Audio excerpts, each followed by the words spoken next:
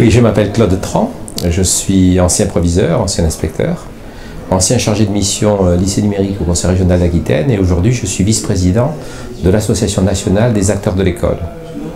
Il semblerait que la France a un retard considérable dans la mise en œuvre du numérique à l'école par rapport à d'autres pays comme l'Angleterre. Est-ce que c'est vrai? Alors c'est vrai que la France a un certain retard dans l'équipement et dans l'usage des outils numériques à l'école, que ce soit dans le premier degré, dans le second degré et à l'université. Et d'où vient ce retard? Oh, c'est compliqué, c'est-à-dire qu'en fait, il y a de multiples raisons, me semble-t-il. Certes, bon nombre de collectivités territoriales ont investi en donnant aux écoles, aux collèges, aux lycées, peut-être plus facilement en collège et en lycée du fait de l'organisation même de la décentralisation, des ordinateurs, des infrastructures permettant l'usage du numérique. Toutefois, c'est bien beau de mettre en place des ordinateurs, de mettre des terminaux, de mettre des infrastructures, mais pour avoir un usage pédagogique, il faut des ressources, il faut des outils pédagogiques susceptibles d'être utilisés en classe par les enseignants. Et puis surtout, il faut que les enseignants aient été sensibilisés, accompagnés et surtout formés à l'usage de ces outils numériques. Alors il y a deux types de formation.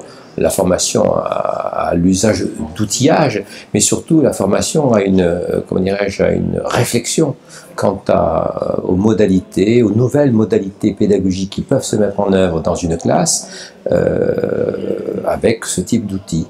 Et là, c'est une réflexion très profonde à mettre en place, une sensibilisation, une formation des enseignants. Les concours de recrutement des personnels enseignants se déroulent en plusieurs phases.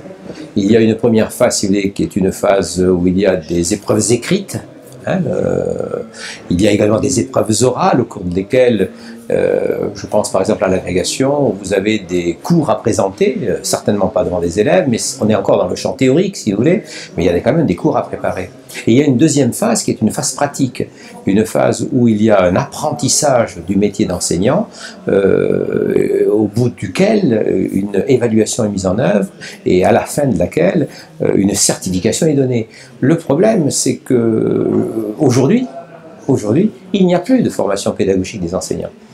Donc celle-ci a été supprimée, ça s'appelle la masterisation, il n'y a plus de formation véritablement sérieuse des enseignants, ce qui fait que, en fait, aujourd'hui, oui, c'est vrai, on a des enseignants qui arrivent directement dans des classes sans avoir reçu une quelconque formation pédagogique.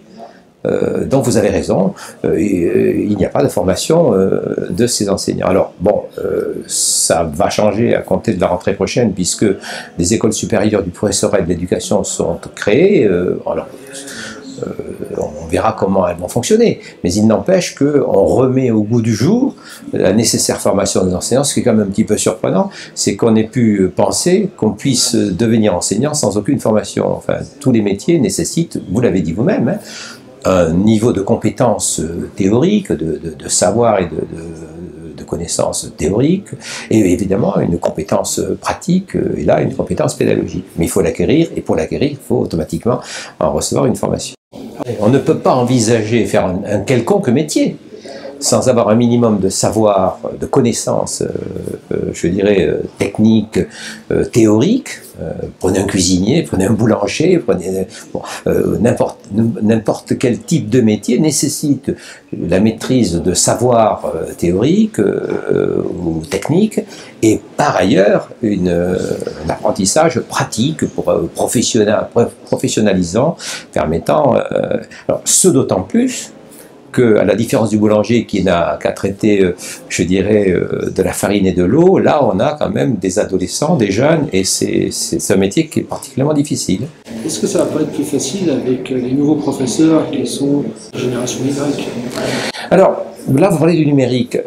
Toutes les études, toutes les recherches qui ont été effectuées pour essayer de comprendre ce que sont véritablement ces digital natives, montre que c'est vrai qu'ils utilisent les matériels de façon plus, je dirais, plus familière, mais au point de vue de leur connaissance et de leur savoir concernant ces outillages, c'est extrêmement limité. Un chercheur belge, un chercheur québécois ont fait ses études et il s'avère qu'ils maîtrisent très peu de choses. En fait, leur savoir-faire est relativement limité. Donc on se fait beaucoup d'illusions sur leur propre savoir. Par contre, ce qui est dommage, c'est que du fait que les enseignants n'aient plus reçu de formation pédagogique, et surtout du fait que ces enseignants n'aient pas reçu de formation spécifique concernant l'usage des outils numériques et peut-être une nouvelle façon d'enseigner dans un monde numérisé, dans une société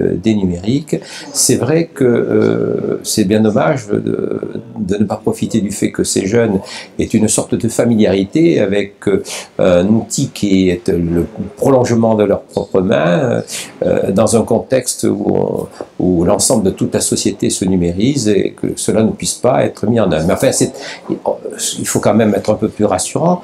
Des choses sont en train de bouger aujourd'hui. Et on peut penser que progressivement, les choses vont changer dans les classes. Alors là, je m'adresse à vous en tant que professionnel de l'éducation. Aux États-Unis, il y a une mouvance, un peu comme la Khan Academy à l'époque, où les élèves suivent à loisir le cours et quand ils sont en classe, font les exercices avec un professeur qui est leur tuteur. Qu'en pensez-vous? Est-ce que vous pensez que c'est un modèle qui fonctionne? Écoutez, il est toujours intéressant d'aller voir ce qui se fait ailleurs. Mais il ne faut pas penser que parce que c'est fait ailleurs, ça peut ne pas être fait dans notre propre pays et dans nos classes, et surtout c'est automatiquement mieux que ce que l'on fait. Il faut savoir qu'en France, de très nombreux enseignants, donc ça va un petit peu à l'inverse de ce que nous disions tout à l'heure, mais de très nombreux enseignants, de façon, comment dirais-je, spontanée, parce qu'eux-mêmes s'interrogent sur leurs propres pratiques et veulent adapter leurs pratiques à la réalité des adolescents qui sont avec eux, ont déjà mis en œuvre des processus pédagogiques qui relèvent de l'innovation et qui font en sorte que, par exemple, la classe traditionnelle est totalement bouleversée par leurs propres pratiques. Alors, un exemple, c'est le cas des classes inversées, où vous avez des enseignants qui, avant le numérique, faisaient en sorte que leurs élèves mettent en œuvre une forme d'autonomie pédagogique dans le travail. Ils préparaient, ils anticipaient ce que le professeur allait traiter en classe. C'était par exemple un document de travail, c'était par exemple une vidéo. Alors aujourd'hui avec le numérique c'est encore plus facilité. Ça s'appelle la pédagogie inversée, c'est un exemple. Et ces enseignants font en sorte que leurs élèves réfléchissent et énoncent, comment dirais-je, les représentations qu'ils ont d'un certain nombre de concepts, et la classe, à ce moment-là, change totalement d'objet. Il n'y a pas de découverte à ce moment-là, mais le professeur a un rôle d'accompagnateur, de facilitateur. Le mot tuteur, j'aime pas trop, mais plutôt d'accompagnateur, de facilitateur, de, comment dirais-je, de partage entre les élèves et donc les apprenants et lui, pour faire en sorte qu'émerge, que se crée de façon active dans la classe la construction d'un savoir, qui marquera davantage les élèves puisqu'ils auront participé de l'acquisition de ce savoir. Alors tout à l'heure, on était en train de parler de cours d'un autre niveau qui sont les Open Courses. Oui, les MOOCs. L'MIT, l'ancien MIT à Boston. Et vous disiez qu'en France, ça existe déjà depuis fort longtemps. Non, je ne disais pas cela. Je disais simplement que, si vous voulez, les MOOCs interpellent essentiellement l'enseignement supérieur aujourd'hui en France. Ce qui se pratique en France, c'est le fait qu'un certain nombre d'outils existent et sont déjà mobilisés par un certain nombre d'enseignants, et bon nombre d'équipes enseignantes ont déjà mis, comment dirais-je, en partage un certain nombre d'outils pédagogiques qui peuvent être utilisés entre eux. Ce qu'il faut quand même dire, c'est que les MOOCs ne concernent pas aujourd'hui directement l'enseignement secondaire, et encore moins l'enseignement du premier degré, donc ni le collège ni le lycée. Ça concerne l'enseignement supérieur. Il faut également dire que les MOOCs, c'est une pratique qui est parti des États-Unis, qui est parti des plus grandes universités américaines, dont il faut quand même préciser que le coût d'accès aux études dans ces universités est extrêmement élevé. Deuxièmement, il faut aussi se poser... Je suis inscrit, moi, à un MOOC sur la physique quantique, pour justement, par curiosité, voir un petit peu comment ça se fait. Ce qu'il faut savoir, c'est que l'évaluation des travaux qui sont mis en œuvre dans les MOOC, ce sont des évaluations d'une extrême, comment dirais-je, relativement sommaires, et surtout il faut savoir que ce ne sont pas des professeurs qui vont corriger les 150 000 travaux qui sont produits, ou les 80 000 ou les 50 000 travaux qui sont produits par les étudiants qui s'inscrivent dans ces MOOC. C'est donc un travail d'évaluation, d'auto-évaluation entre les étudiants, a rien à voir avec ce qui peut se faire dans une salle de TD de l'université, où on sait très bien que la copie ou le devoir ou le travail qui aurait été exigé par l'enseignant sera effectivement corrigé par l'enseignant qui a proposé ce travail. Donc je crois qu'il faut être extrêmement prudent sur tout cela. Par ailleurs, justement, les MOOC qui viennent des États-Unis sont des MOOC qui sont écrits en langue anglaise. Il ne faut pas s'y tromper, ça ne s'adresse pas aux Européens, ça s'adresse essentiellement à l'Asie, puisqu'en fait aujourd'hui le gros problème c'est de faire en sorte que le maximum d'étudiants chinois s'inscrivent sur ces MOOCs.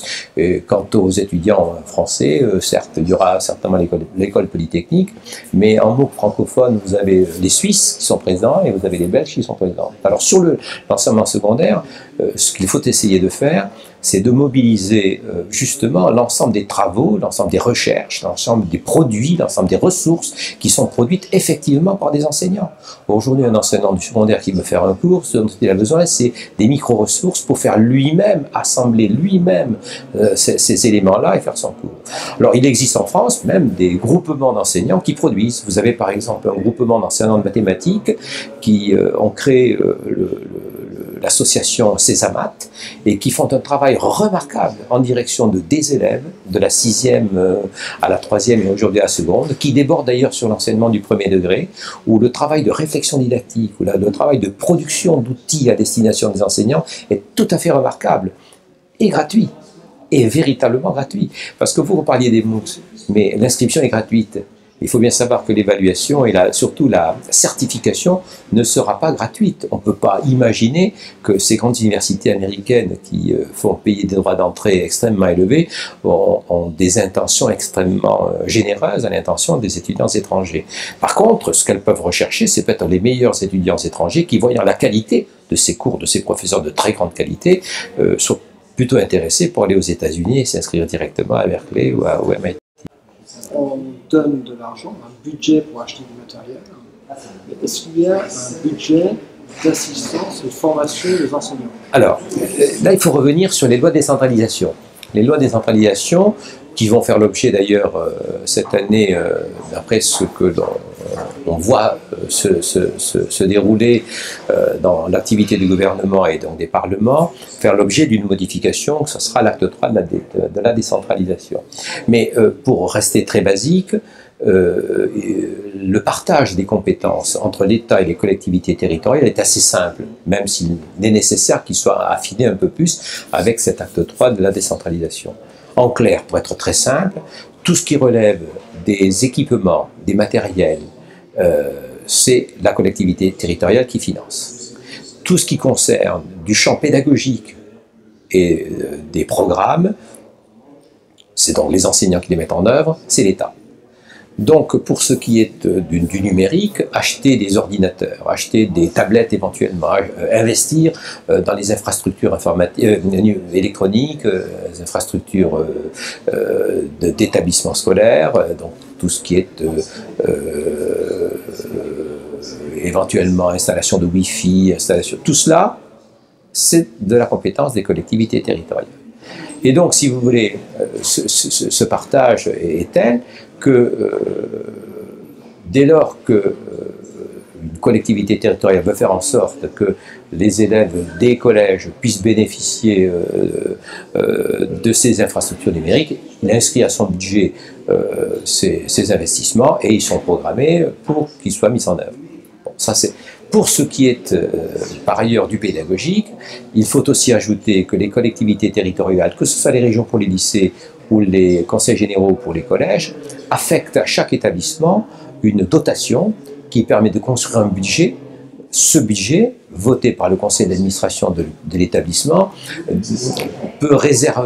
réserve dans son budget une somme permettant le fonctionnement pédagogique d'établissement. Et ça permettait d'acheter des livres pour la documentation. Et là, ça peut permettre d'acheter, par exemple, des logiciels pédagogiques, de s'abonner à des revues, de s'abonner à des journaux, etc., etc. Voilà. Donc voilà comment cela fonctionne. Donc, si vous voulez, lorsque l'État veut faire en sorte que le numérique intervienne, il le fait par le biais de la formation des enseignants, il le fait par le biais de documents d'accompagnement qui viennent des corps d'inspection permettant aux enseignants de mettre en œuvre, et puis il le fait en travaillant en liaison avec des collectivités territoriales pour faire en sorte que, les pratiques puissent être en adéquation avec les objectifs qui se fixent. Mais par ailleurs, l'État développe des activités qui conduisent à la création de ces outils. C'est par exemple des organismes comme le Centre national de documentation pédagogique qui participent de cette réflexion et de cette création.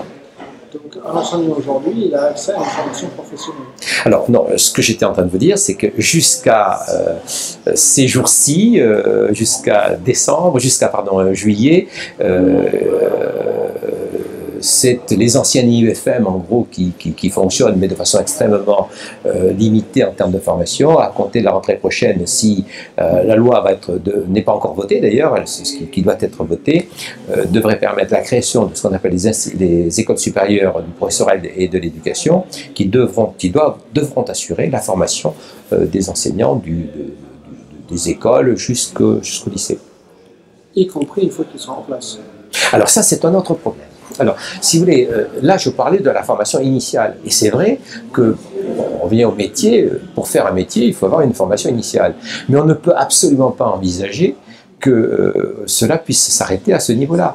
Il faut toujours, toute entreprise prévoit pour l'ensemble des personnels qui travaillent pour elle, d'accueillir des gens qui ont une formation initiale, soit de l'assurer, mais surtout d'assurer la formation continue de ces personnels. C'est un petit peu la mission que doit mettre en œuvre l'État, qui jusque-là, c'est vrai, était aussi plutôt en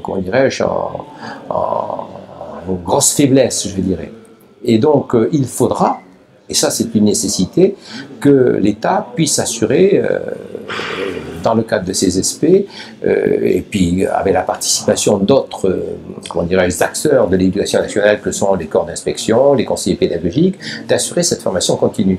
Bon, pour le moment, on ne peut pas savoir ce qu'elle sera. D'abord, le texte n'est pas voté, et puis ça dépendra aussi des moyens qu'on attribuera à cette formation. Mais vous comprenez bien que dire qu'il faut que les enseignants aient une formation initiale et une formation continue permettant le développement de cet enseignement, de cette e-éducation, de cet enseignement de l'usage du numérique dans l'éducation, c'est quelque chose de tout à fait essentiel, bien sûr. Je vous remercie beaucoup. Merci.